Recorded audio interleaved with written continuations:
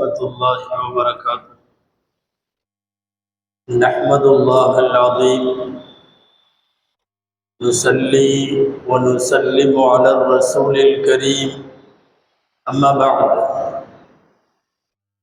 فقد قال الله سبحانه وتعالى في كلامه القديم والفرقان الحميد: أعوذ بالله من الشيطان الرجيم، بسم الله الرحمن الرحيم. ولله على الناس حج البيت من استطاع إليه سبيلا ومن كفر فإن الله غني عن العالمين. صدق الله العظيم. وقال رسول الله صلى الله عليه وسلم: من أراد الحج فليتعجل. صدق رسول الله صلى الله عليه وسلم. எல்லா புகழும் அல்லாஹு ஜல்ல ஷானுஹு தஆலா ஒருவனுக்கே உரித்தாக. அருமை நாயகம் முஹம்மதுர் ரசூலுல்லாஹ் ஸல்லல்லாஹு அலைஹி வஸல்லம் அவர்களின் மீதும், நற்பாக்கியங்கள் நிறைந்த அவர்களுடைய உம்மத்தின் மீதும், குறிப்பாக இந்த ஜும்மா நன்னாளில் நம் அனைவர் மீதும் எல்லாம் வல்ல அல்லாஹுவின் நல்லருள் என்றென்றும் நிறைவாக உண்டாவதாக. ஆமீன். அல்லாஹுவின் பேரருளால் சங்கைக்குரிய துல் கஅதா மாதம் நம்மிடையே நடந்து கொண்டிருக்கிறது. நபிகள் நாயகம் ஸல்லல்லாஹு அலைஹி வஸல்லம் அவர்கள் உம்ராவை நிறைவேற்றிய மாதம் இது. நபிகள் ஸல்லல்லாஹு அலைஹி வஸல்லம் ஹஜ்ஜுக்காக வேண்டி புறப்பட்டு சென்ற மாதம் இது. நபிகள் நாயகம் ஸல்லல்லாஹு அலைஹி வஸல்லம் அவர்களால் வழிகாட்டப்பட்டு உலகம் முழுக்க இருக்கிற ஹாஜிகள் எல்லாம் தங்களுடைய ஹஜ்ஜு பயணத்தை துவக்கி இருக்கிற நேரம் இது. உலகத்தின் மூளை முடுக்கெல்லாம் 8 திசையிலே இருந்தும் ஹாஜிகள் எஹ்ராமோடு புனித மக்கா நகரை நோக்கி, கஅபத்துல்லாவை நோக்கி சாரசாரையாய் ஹாஜிகள் படையெடுக்கிற ஒரு அருள்மிக்க பருவ காலம் தொடங்கி இருக்கிறது. எல்லாம் வல்ல அல்லாஹு ஜல்ல ஷானுஹு தஆலா வசதி வாய்ப்பும் உடல் நலமும் இந்த இரண்டும் உள்ளவர்கள் மீதெல்லாம் ஹஜ்ஜை கடமையாக்கி இருக்கிறான். அல் குர்ஆனில் அல்லாஹுவின் வாசகம்: வலில்லாஹி அலன் நாஸி ஹஜ்ஜுல் பைத்தி மன் இஸ்ததாஅ இலைஹி சபீலா. அல்லாஹ்வுக்காக வேண்டி மக்கள் ஹஜ்ஜு செய்வது, பாதையால் சக்தி பெற்றவனுக்கு உடலாலும் உயிராலும் வழியாலும் யாருக்கெல்லாம் ஹஜ்ஜுக்கு செல்ல சக்தி இருக்கிறதோ அவர்கள் மீது அல்லாஹ் கடமை என்கிறான். பெருமானார் ஸல்லல்லாஹு அலைஹி வஸல்லம் சங்கைமிக்க சஹாபாக்களினுடைய சபையிலே அறிவிக்கிறார்கள்: இன்னல்லாஹ கதப அலைக்குமுல் ஹஜ். அல்லாஹ் உங்கள் மீது ஹஜ்ஜை கடமையாக்கிவிட்டான். அப்போது அக்ரா இப்னு ஹாபிஸ் ரலியல்லாஹு அன்ஹு என்ற நபி தோழர் எழுந்து கேட்டார்: அஃபீ குல்லி ஆமின் யா ரசூலல்லாஹ். அல்லாஹ்வின் தூதரே, ஒவ்வொரு வருஷமுமா என்று கேட்டார்கள். ஹஜ்ஜு கடமை என்றவுடன் ஆண்டுதோறுமா என்கிறார்கள். நபி ஸல்லல்லாஹு அலைஹி வஸல்லம் சொன்னார்கள்: லவ் குல்து நஅம் லவஜபத். நான் ஆமான்னு சொன்னா அது கடமையாகிவிடும். அதாவது இவ்வாறு நீங்கள் கேட்க வேண்டாம் என்று சொல்லிவிட்டு பெருமானார் ஸல்லல்லாஹு அலைஹி வஸல்லம் இந்த உம்மத்தை ஹஜ்ஜின் விஷயத்தில் வழி நடத்தினார்கள். அல் ஹஜ்ஜு மர்ரதன் ஃபமன் ஸாத ஃபஹுவ ததவ்வுன். ஹஜ் என்பது ஆயுளில் ஒரு முறை கட்டாய கடமை, அதற்கு மேல் செய்தால் அது நஃபிலாகும் என்று நபி ஸல்லல்லாஹு அலைஹி வஸல்லம் வழிகாட்டினார்கள். புனித ஹஜ் கடமை நாம் யோசித்து பார்க்கிறோம். வசதி வாய்ப்பிருந்தும் இதுவரை அதை நிறைவேற்றாதவர்கள், என்னென்னவோ காரணங்களை சொல்லி தள்ளி போடுபவர்கள், குமர்காரியம் இருக்கிறது என்று சொல்வோர், வீடு கட்டிவிட்டு போக வேண்டும் என்று சொல்வோர், லைஃப்ல செட்டில் ஆகிவிட்டு போவோம் என்று சொல்வோர், இவர்களெல்லாம் ஹஜ்ஜு கடமைக்கு முன்னாலேயே இறுதி பயணமான மன்னரை பயணத்திற்கு போய்விடுகிறார்கள் என்பதுதான் மிகவும் அகால வருத்தமான விஷயம். ஹஜ்ஜு கடமையானவுடன் ஹஜ்ஜு செய்ய வேண்டும். குமர் காரியம் ஹஜ்ஜுக்கு தடையாக முடியாது. வீடு கட்டுவதோ கடனோ அதோ இதோ என்னென்னவோ காரணங்களை சொல்லி, அது ஹஜ்ஜுக்கு பொருத்தமில்லாத காரணங்களை சொல்லி ஹஜ்ஜை தள்ளி போட முடியாது. வசதி வாய்ப்பு இருந்து விட்டால், உடல் நலமும் இருந்து விட்டால், வயது கூட பாரபட்சம் இல்லை. அது 20 வயதானாலும் ஹஜ்ஜுக்கு கடமையாகிவிடும், செய்தாக வேண்டும். 60 வயது வரை காத்திருக்க வேண்டும் என்கிற அவசியம் இல்லை. இஸ்லாத்தின் கடமைகள் என்ன என்று கேட்கிற போது கலிமா, தொழுகை, நோன்பு, ஜகாத், ஹஜ்ஜி என்று சொல்லுவோம் அல்லவா? சொல்லுவதில் தான் இது கடைசி, செய்வதில் ஆயுளில் கடைசி அல்ல. பல பேர் அதை எப்படி புரிந்து கொள்ளுகிறார்கள், கடைசியா தானே ஹஜ்ஜு வருது, எனவே லாஸ்ட்ல வஃபாத்துக்கு முன்னால் செஞ்சால் போதும் என்று சொல்பவர்கள் யோசிக்க வேண்டும். வஃபாத்தின் தேதி நமக்கு குறித்து தரப்படவில்லை, வஃபாத்தின் தேதி நமக்கு தெரியாது. எனவே ஹஜ்ஜு கடமையானவுடன் ஹஜ்ஜு செய்தாக வேண்டும். ஹஜ் அல்லாஹு தஆலா இந்த மண்ணில் ஏற்படுத்திய முழுக்க முழுக்க அவனை சார்ந்த ஒரு அற்புதமான கடமை ஹஜ் கடமை. குறிப்பிட்ட நாட்களில் தான் செய்ய முடியும், குறிப்பிட்ட இடத்தில் தான் ஹஜ் செய்ய முடியும், குறிப்பிட்ட ட்ரெஸ்ஸிலே தான் ஹஜ் செய்ய முடியும், குறிப்பிட்ட அமல்களை அதிலே செய்ய வேண்டும். இது எல்லாம் ஹஜ்ஜினுடைய கடமையை உள்ளடக்கியது. வாயிலே சில குறிப்பிட்ட கலிமாக்களை தல்பியா என்று சொல்லுகிறோம், சொல்லிக் கொண்டிருக்க வேண்டும். தல்பியா என்கிற குறிப்பிட்ட வார்த்தை, இஹ்ராம் என்கிற குறிப்பிட்ட ஆடை, தவாஃப் சஇ என்கிற குறிப்பிட்ட அமல், துல்கஅதா துல்ஹஜ் என்று குறிப்பிட்ட மாசம், Mecca Medina Mina Arafah Muzdalifah என்கிற குறிப்பிட்ட இடங்கள், இது எல்லாமே குறிப்பிடப்பட்டு இறைவன் மிக அற்புதமாக கட்டமைத்து தந்த ஒரு கடமை ஹஜ்ஜினுடைய கடமை. எதற்காக ஹஜ் செய்ய வேண்டும் என்று கேட்பவர்களுக்கு மார்க்கம் நிறைய விளக்கம் சொல்லுகிறது. பொருளாதாரம் தந்த இறைவா உனக்கு நன்றி, இங்கே வந்து உன்னுடைய கஅபத்துல்லாவை தவாஃப் செய்யும் அளவுக்கு உடல் நலத்தை தந்த இறைவா உனக்கு நன்றி என்று பொருள் வளத்தின் மீதும் உடல் நலத்தின் மீதும் இறைவன் புரிந்த அருளுக்கு நன்றி செலுத்துவதற்காகத்தான் ஹஜ் கடமை. இன்னொன்று, சர்வதேச முஸ்லிம் சமுதாயத்தினுடைய ஒரு சங்கமம். மஹல்லாவிலே உள்ளவர்கள் ஐவேளை தொழுகையிலே கூடுவார்கள், அக்கம்பக்கத்திலே உள்ளவர்கள் எல்லாம் ஜும்மாவிலே கூடுவார்கள், பக்கத்து கிராமங்களில் எல்லாம் உள்ளவர்கள் பெருநாள் அன்று ஈதுகாவிலே கூடுவார்கள். இப்படி கூடிக்கொண்டே வருகிற உலக முஸ்லிம் சமுதாயம் ஒன்று கூடுவதற்கு இறைவன் செய்த ஏற்பாடு ஹஜ் என்பது. திரும்பிய திசையெல்லாம் எல்லா நாட்டுக்காரர்கள், உலகத்தின் எல்லா நாடும் ஹஜ்ஜுக்கு வருகிறது, எல்லா மொழியும் ஹஜ்ஜுக்கு வருகிறது, எல்லா நிறத்தவர்களும் ஹஜ்ஜுக்கு வருகிறார்கள். ஒரே ஒரு அடையாளம் தான் அத்தனை பேருக்கும், அவர்கள் இஸ்லாமியர்கள், அவர்கள் ஈமானியர்கள்.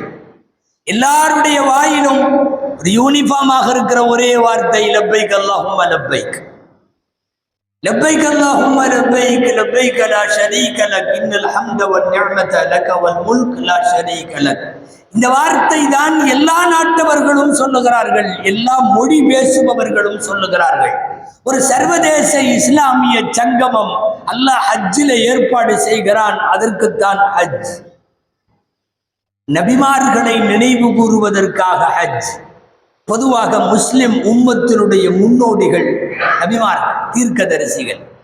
எல்லா நபியும் அங்கு வந்தார்கள், எல்லா நபியும் தவாஃப் செய்தார்கள். தீர்க்கதரிசிகளின் வழிகாட்டலில் வாழுகிற ஒரு சமூகம் அவர்கள் வந்த இடத்திற்கும் அவர்கள் நின்ற இடத்திற்கும் அவர்கள் தொழுத இடத்திற்கும் வணங்கிய இடத்திற்கும் சென்று வணங்கி வழிபட வேண்டும் என்கிற அல்லாஹ்வின் ஏற்பாடுதான் ஹஜ். வேறு இன்னமும் சொல்லலாம், ஹஜ்ஜினுடைய தத்துவங்களில் ஹஜ்ஜை அல்லாஹ் கடமையாக்கி இருப்பதற்கு பின்னிருக்கிற ஞானங்களில் அம்ர தஅப்புதி என்று சொல்லுவார்கள். அல்லாஹ்விற்கு முழுமையாக வழிபடுதல். ஏன் எதற்கு என்ற கேள்வி இல்லாமல் அவன் நட என்கிறான். ஹஜ்ஜின் சில இடங்களில் நடந்து கொண்டே இருக்கிறோம். ஓடு என்கிறான், சில இடங்களில் ஓடிக்கொண்டே இருக்கிறோம். தொங்கோட்டம் ஓடு என்று சொல்லுகிறான், தோள்களை குலுக்கி கொண்டு ஓடிக்கொண்டே இருக்கிறோம். இங்கே அமர்ந்து கொள், இங்கே படுத்துக்கொள், அங்கே போய் கொஞ்ச நேரம் காத்து, அங்கே போய் கல்லடி, அங்கே போய் தண்ணி குடி, என்னென்னவெல்லாம் சொல்லுகிறானோ அதையெல்லாம். ஏன் இதை நான் செய்ய வேண்டும் என்கிற எதிர்கேள்வியும் புதிரான வினாக்களும் இல்லாமல் அல்லாஹ் சொல்லுகிற அனைத்திற்கும் அப்படியே கட்டுப்படுவதற்குத்தான் ஷரியத்திலே தஅப்புதி என்று சொல்லுவார்கள், வழிபாடு சார்ந்த செய்தி. அல்லாஹ் ஹஜ்ஜை இதற்கெல்லாம் தான் கடமையாக்கி இருக்கிறார்.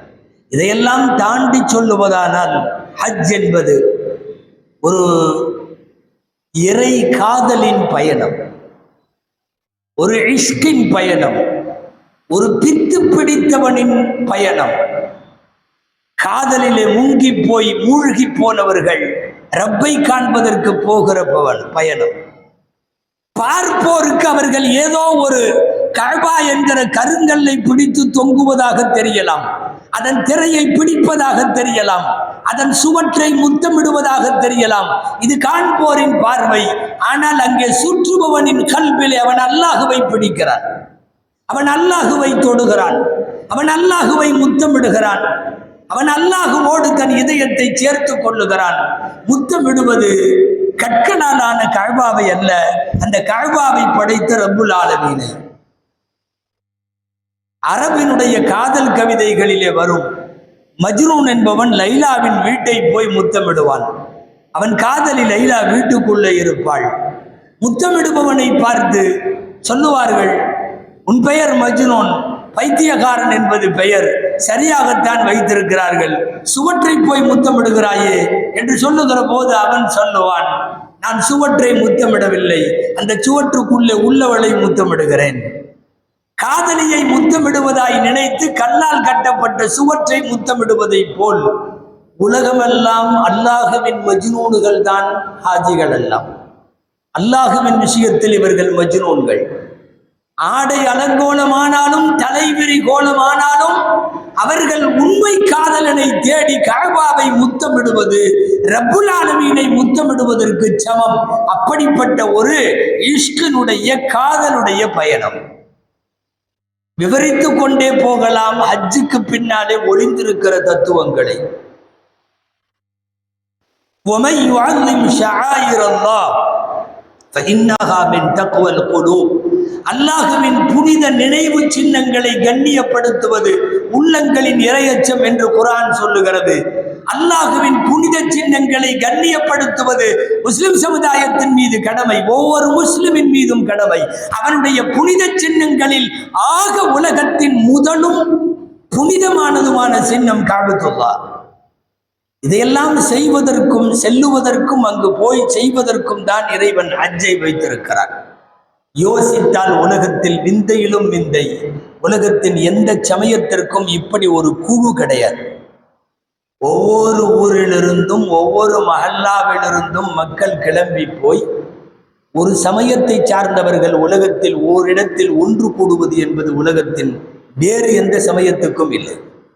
யாரும் அப்படி சேருவதும் இல்லை, சேருவதற்கான வழிகாட்டல்களும் இல்லை. அவர்களின் மார்க்கத்திலே அது கடமையும் இல்லை. இங்கே அது கடமை, பன்னெடுங்காலமாய் இல்லை, பல்லாயிரம் ஆண்டுகளாய்.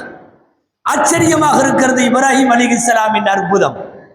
ஆளில்லாத பாலைவனம், நீரில்லாத ஒரு நிலை, கற்களும் பாறைகளும் அடங்கி இருக்கிற மலைப்பாங்கான பூமி, கண்டு கட்டிய தூரம் வரை எந்த மனித தலையும் இல்லை. அங்கே நின்று கொண்டு அல்லாஹ் சொல்லுகிறான், ஹஜ்ஜுக்கு வருமாறு மக்களை அழையுங்கள். எங்கே இருக்கிறார்கள் மக்கள்? எங்கே இருக்கிறார்கள் மக்கள்?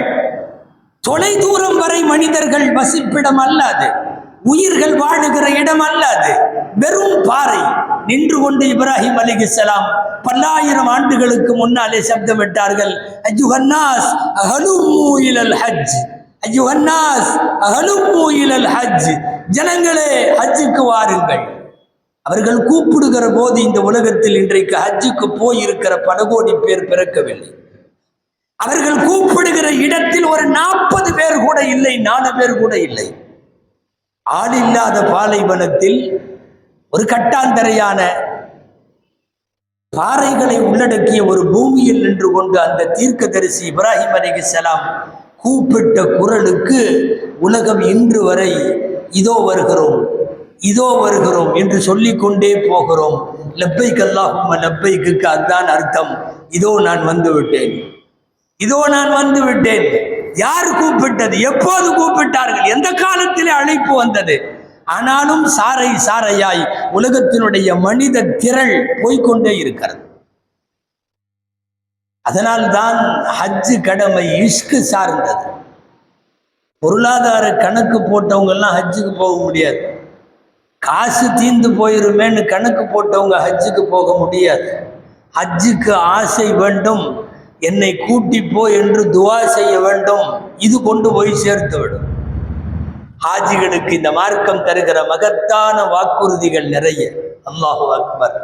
அல் ஹுஜ்ஜாஜு வஃப்துல்லாஹ், ஹாஜிகள் அல்லாஹுவின் குழுவினர், குழுவினர், அல்லாஹுடைய குழு. அரபகத்திற்கு வருகிற ஹாஜிகளை அல்லாஹுவின் விருந்தாளிகள் என்று பார்க்க வேண்டும் என்பது உலகத்திற்கு அல்லாஹ் சொல்லுகிற உத்தரவு. வஃப்துல்லாஹ், அல்லாஹுவின் குழுவினர். ஹாஜிகளுக்கு மார்க்கம் தருகிற மிகப்பெரிய இன்னொரு வாக்குறுதி, ஹஜ்ஜு செய்தாயா முன்புண்டான எல்லா பாவங்களும் கரைந்து விட்டது, எல்லா பாவமும் கரைந்து விட்டது. அம்ர் இப்னுல் ஆஸ் ரலியல்லாஹு அன்ஹு பிரபலமான நபி தோழர். இஸ்லாத்திலே சேருவதற்கு அவர் வருகிறார், புடைசூழ வருகிறார். பெருமானார் கையை நீட்டி விட்டார்கள். அவர் கையை கொடுத்து இஸ்லாத்திலே சேருகிற உறுதி பிரமாணம் எடுத்துக்கொள்ள வேண்டும். கையை கொடுக்க வந்த அம்ர் இப்னுல் ஆஸ் சொன்னார், நான் இஸ்லாத்திலே சேருகிறேன், ஒரு நிபந்தனை. என்ன நிபந்தனை? நான் நிறைய பாவம் செய்திருக்கிறேன், எல்லா பாவமும் மன்னிக்கப்பட வேண்டும். மன்னிப்பதற்கு நீங்கள் உத்தரவாதமா? ரசூலுல்லாஹ்விடம் கேட்கிறார்கள். ஸல்லல்லாஹு அலைஹி வஸல்லம் கேட்டார்கள் திரும்ப, அமா தாரிஃப் அன்னல் ஹஜ்ஜ யஹ்திமு மா கான கப்லஹு வ அன்னல் இஸ்லாம யஹ்திமு மா கான கப்லஹு வ அன்னல் ஹிஜ்ரத தஹ்திமு மா கான கப்லஹு. அம்ர் இப்னுல் ஆஸ், உனக்கு தெரியாதா, இஸ்லாத்திலே சேர்ந்தால் முன்பாவம் எல்லாம் மன்னிக்கப்படும், ஹிஜ்ரத் செய்தால் முன்பாவம் எல்லாம் மன்னிக்கப்படும், ஹஜ் செய்தால் முன்பாவம் எல்லாம் மன்னிக்கப்படும் என்று பெருமானார் ஸல்லல்லாஹு அலைஹி வஸல்லம் சொன்னதற்கு பிறகு அவர்கள் கலிமா சொல்லி மார்க்கத்தில் இணைந்ததை பார்க்கிறோம். ஹாஜிகளுக்கு வாக்குறுதி, உங்கள் முன் பாவமெல்லாம் மன்னிக்கப்படும். ரசூலுல்லாஹுவே இன்னொரு கட்டத்தில் அவர்களின் வார்த்தையில் சொன்ன அந்த வாக்கியம் பிரபலமானது, அன்று பிறந்த பாலகனை போல அவன் திரும்புகிறான். ரஜஅக யௌமின் வலதத்துஹு உம்முஹு, அவன் தாய் அவனை பெற்றெடுத்த நாளில் எவ்வளவு சுத்தமாய் பிறந்திருப்பானோ அவன் அப்படி பாவம் இல்லாமல் திரும்புகிறான் என்கிறார்கள் நபி ஸல்லல்லாஹு அலைஹி வஸல்லம். இதற்கெல்லாம் தாண்டி உச்சகட்டமாக ஒரு வெகுமதியும் சன்மானமும் அல்லாஹ்வின் தூதுக்குழுவுக்கு வழங்கப்பட வேண்டும். சொன்னார்கள் ஸல்லல்லாஹு அலைஹி வஸல்லம், லைஸ லில் ஹஜ்ஜில் மப்ரூரி ஜஸாஉன் இல்லல் ஜன்னah. ஹஜ் ஒப்புக்கொள்ளப்படுமானால் ஒப்புக்கொள்ளப்பட்ட ஹஜ்ஜுக்கு சொர்க்கத்தை தவிர வேறு கூலி இல்லை என்கிறார்கள் நாயகம் ஸல்லல்லாஹு அலைஹி வஸல்லம். மக்கா ஹாஜி சந்திக்கிற இடங்களை எல்லாம் யோசித்தால், அது குறித்து வாசித்தால் உண்மையாக அந்த இடங்களை பற்றிய ஆழமான புரிதலும் நேசமும் ஏற்படும். மக்காவையும் அது குடிகொண்டிருக்கிற அந்த கஅபாவையும் குர்ஆன் சொல்லுகிறது, முபாரக்கன் வஹுதல்லில் ஆலமீன். முபாரக்கன், பாக்கியம் பொருந்திய பூமி. அது என்ன பாக்கியம் என்று குர்ஆனை படிக்கிற இறங்குகிற நேரத்தில் தெரிந்ததோ இல்லையோ, நமக்கெல்லாம் இப்போது நன்றாய் புரிகிறது. ஒரு 30 லட்சம் பேருக்கு அந்த சின்ன ஊருக்குள்ள எப்படி இடம் தெரியவில்லை. ரப்பு உள்ளே வைத்துக் கொள்ளுகிறான், தாயின் கருவறை போல. சில நேரம் ஒரு குழந்தை, 2 குழந்தை, 3 குழந்தை, ஒரு சின்ன பலூன் தானே கர்ப்பம். மக்கா தாயின் கருவறை போல் உலக முஸ்லிம்கள் எத்தனை லட்சம் பேர் வந்தாலும் உள்ளே வாங்கி கொள்ளுகிறது. எங்க இடம்? ஒரு 5 லட்சம் பேர் தங்கலாமா என்று நீங்கள் இட பரப்பளவை யாருக்காவது காட்டினால் முடியாது என்பார்கள். 30 லட்சம் பேர் வருகிறார்கள், தங்குகிறார்கள், சாப்பிடுகிறார்கள், தூங்குகிறார்கள், குடிக்கிறார்கள், இபாதத் செய்கிறார்கள், தவாப் செய்கிறார்கள், தொழுகிறார்கள், போகிறார்கள். உள்ளே உலகத்தை வாங்கி உலகத்தை வெளியே அனுப்புகிற பூமி அது. முபாரக்கன் வகுதல்லில் ஆரம்பி 30 லட்சம் பேருக்கு அந்த ஊர்ல உணவு இருக்கு, 30 லட்சம் பேருக்கு குடிக்க தண்ணி இருக்கு, 30 லட்சம் பேர் கழிவதற்கான ஏற்பாடுகள் உண்டு, 30 லட்சம் பேருக்கு அத்தனையும் உண்டு. உண்ண உணவு, உடுக்க உடை, இருக்க இடம், எல்லாம் எல்லாம்.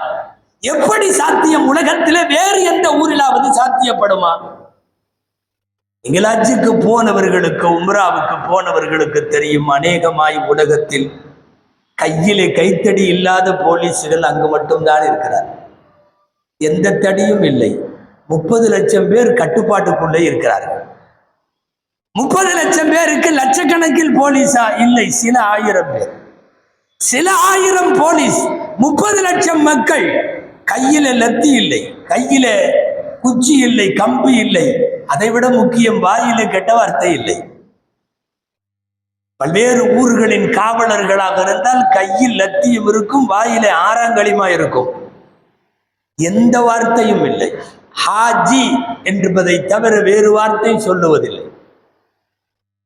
நகரு ஹாஜி, போ ஹாஜி, நிக்காத ஹாஜி, இதேதான். ஹாஜியை தவிர வேறு வாசகம் இல்லை. முபாரக்கன் வகுதல்லில் ஆலமீன், அது பூமிக்கு பாக்கியம் பொருந்திய பூமி. இத்தனை லட்சம் பேரை வாங்கி வெளியேற்றும். உலகத்தில் அல்லாஹ்விற்காக கட்டப்பட்ட முதல் ஆலயம் குர்ஆன் சொல்லுகிறது, இன்ன அவ்வல பைத்தின் உதிஅ லின்னாஸி லல்லதி பிமக்கா. மக்கா என்கிற அந்த மக்கா நகரத்தில் இருக்கிற முதல் ஆலயம் தான் உலகத்தில் மக்களுக்கு இபாதத்திற்காக கட்டப்பட்ட முதல் வீடு. இஸ்லாமிய பார்வையில் உலகத்தில் தவாஃப் என்கிற பலம் வருதல் அந்த இடத்தை தவிர உலகத்தில் வேற எங்கும் அனுமதி இல்லை. மதீனாவின் மஸ்ஜிது நபவியை சுத்த முடியாது. பலஸ்தீனத்தினுடைய பைத்துல் முகத்தஸினுடைய மஸ்ஜிதுல் அக்ஸாவை சுற்ற முடியாது. சுற்றுவதற்கு உலகத்திலே அல்லாஹ் வகுத்த ஒரே இடம் அது மட்டும்தான். ஆயிரக்கணக்கில் லட்சக்கணக்கில் நபிமார்கள் தவாஃப் செய்த பூமி. முதல் மனிதர் ஆதம் அலைஹிஸ்ஸலாம் கஅபாவினுடைய சுற்றுச்சுவரினுடைய அடையாளம் மட்டும் இருந்த அந்த காலத்தில் 1000 முறைகள் தவாஃப் செய்ததாக குறிப்பிலே பார்க்கிறோம். 1000 முறைகள். இப்ப நம்முடைய மூத்த தந்தை ஆதம் அலைஹிஸ்ஸலாமில இருந்து எம்பெருமான் முஹம்மது ஸல்லல்லாஹு அலைஹி வஸல்லம் வரைக்கும் அத்தனை நபிமார்களும் தவாஃப் செய்த பூமி அது.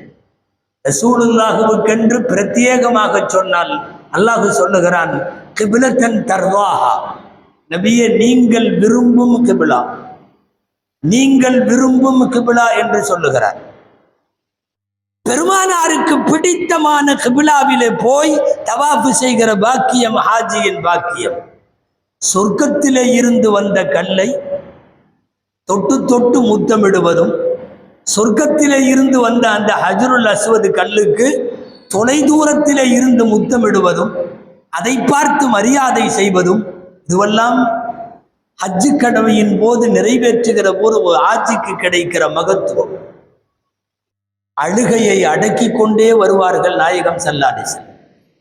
ஹஜ்ஜுக்கு வந்த போது, மக்காவில் நுழைகிற போது அழுகை அடக்குகிறார்கள். கஅபாவின் மஸ்ஜிதுல் ஹராமின் வாசலுக்கு வந்த போது அழுகை அடக்குகிறார்கள். உள்ளேயும் நுழைந்து விட்டார்கள் கஅபாவிற்குள், அழுகை வருகிறது, அடக்குகிறார்கள். ஆனால் சரியாக ஹஜ்ருல் அஸ்வத் இடத்திற்கு வந்து நிற்கிறார்கள். தவாஃபை தொடங்க வேண்டும். தொடங்கும் முன்னால் அந்த ஹஜ்ருல் அஸ்வதை முத்தமிட வேண்டும். முத்தமிடுவதற்கு வந்து நின்ற போதுதான் கொட்டி தீர்த்து விட்டார்கள் முழு அழுகையை. நல்ல அழுகை, கதறி அழுகை. அருகில் இருந்த உமர் ரலியல்லாஹு அன்ஹு கேட்பார்கள், நீங்கள் இதுவரை அழவில்லையே, மக்காவிற்குள் வந்தீர்கள், மஸ்ஜிதுல் ஹராமுக்கு வந்தீர்கள், கஅபாவிற்கு வந்தீர்கள், இதுவரை அழவில்லையே, திடீரென்று கொட்டி தீர்க்கிறீர்களே, நாயகம் சொன்னார்கள், ஹுனா துஸ்கபுல் அபராத், ஹுனா துஸ்கபுல் அபராத், கண்ணீரை எல்லாம் கொட்டும் இடம் இதுதான் உமர் என்று பதில் சொன்னார்கள் பெருமானார் ஸல்லல்லாஹு அலைஹி வஸல்லம். ஹாஜி கரைந்துருகுகிற, அவன் கண்ணீரை ஒப்படைக்கிற மகத்தான பூமி ஹஜ்ஜினுடைய பூமி. செல்லுவதற்கும் இபாதத்து செய்வதற்கும் சுற்றுவதற்கும் அங்கே துஆ செய்வதற்கும் கொடுத்து வைத்திருக்க வேண்டும். ஆசையும் துஆவும் வேண்டும். எல்லா நபிமார்களும் நின்று தண்ணீர் குடித்த ஜம்சமுக்கு பக்கத்தில் அல்லவா நாம் நிற்கிறோம். யார் யாரோ ஊரிலும் உலகத்திலும் போய்விட்டு வந்து நமக்கு கொடுத்த 1-2 மிடறுகளை மாத்திரம் நாம் குடித்தோமே, அதையெல்லாம் தாண்டி அந்த கிணற்றுக்கு பக்கத்தில் நிற்பதென்றால், அங்கேயே போய் அந்த தண்ணீரை குடிப்பதென்றால், தஆமுல் ஜாயிஇ வ ஷராபுல் அபரார், ஜம்சமை பற்றிய வார்த்தை ஹதீஸில்.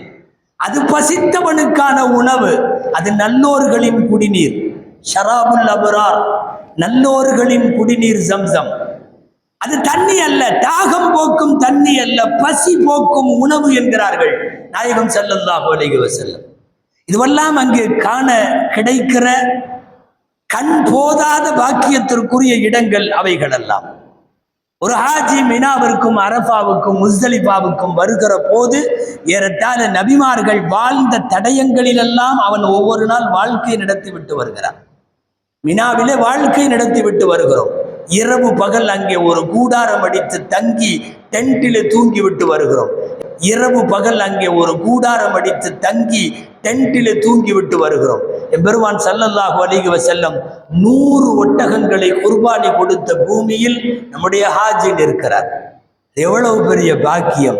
ஒரு 1400 வருஷத்திற்கு முந்தைய நபிகளாரினுடைய செயல்பாடுகளும், ஒரு 6000-7000 வருஷங்களை உள்ளடக்கிய இப்ராஹிம் அலைஹிஸ்ஸலாமினுடைய வரலாறுகளையும், அந்த தடயங்களை எல்லாம் போய் மிதித்து விட்டு வருகிற பாக்கியம், அது பெரும் பாக்கியம். அன்பிற்குரியவர்களே, ஹஜ்ஜின் இன்னமும் எல்லா இடங்களும் பாக்கியத்திற்குரியவை.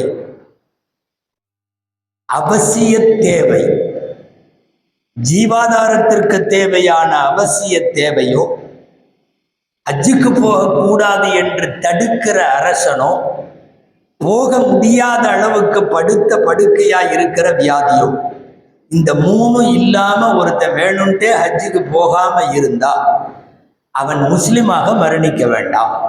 வேண்டுமென்றால் அவன் யூதனாகவோ நசரானியாகவோ மரணித்துக் கொள்ளட்டும் என்பது நபிகளாரின் கடுமையான வார்த்தை. போக முடியாத அளவுக்கு தேவை வேண்டும், போக முடியாத அளவு அரசின் தடை வேண்டும். எந்திரிச்சு போக முடியாத அளவுக்கு அவன் பேஷண்டாக பெட்ரிட்டனாக இருக்க வேண்டும். இந்த 3 இல்லையா, அதுக்கப்புறமும் அவன் ஹஜ்ஜுக்கு போகாமல் தள்ளி போடுகிறானா, அப்படியானால் அவன் முஸ்லிமாக மரணிக்க வேண்டாம். எவ்வளவு கடுமையான வார்த்தை! துஆ செய்வோம். எல்லாம் வல்ல அல்லாஹ் ஜல்ல ஷானஹு தஆலா நம் அனைவருக்கும் ஹஜ்ஜை நசீபாக்குவானா, உம்ராவை மீண்டும் மீண்டும் அல்லாஹ் நசீபாக்குவானாக. மக்காவின் புனித தலங்களிலும் மதினாவின் புனித நினைவு சின்னங்களிலும் கால் பதிக்கவும் தொழுகவும் அழுகவும் துஆ செய்யவும் அல்லாஹ் வாழ்நாள் முடிவதற்குள் நமக்கும் நம் சந்ததிகளுக்கும் தௌஃபீக் செய்வானாக. ஆமீன். வஆகிரு தஅவானா அனில் ஹம்துலில்லாஹி ரப்பில் ஆலமீன்.